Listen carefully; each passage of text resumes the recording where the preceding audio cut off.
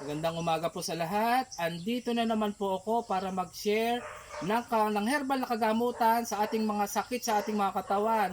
Alam nyo po ba yung lalaking pandan? Ito po yung itsura nito. Yan po. Oh.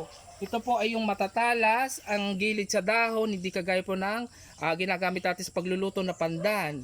Ito po ay maganda sa UTI. At higit sa lahat po, maganda po ito sa mga lalaking may prostate cancer. Ito po ilalaga lang po natin ito. May ibsa na po yung paudlot-udlot natin na pag-ihi at saka yung pananakit ng puso. Yun lang po ang sign na may prostate cancer ka. Ayan. Pag nilaga nyo po ito, ay para lang po siyang tubig, kaunti yung kulay kasi pinagbabawal po ng doktor na uminom ng makulay na herbal. Kaya pwede po ito sa may mga prostate cancer para maibsan yung paudlot-udlot na pag-ihi at saka yung pananakit ng puson. Yan, paki-like and share na lang po ang herbal na tanim ko at madalang lang po talaga itong mahanap, yung lalaking pandan, guys. Ito, yan, nagtanim na ako, marami na, yan. Napaka-importante nito sa akin.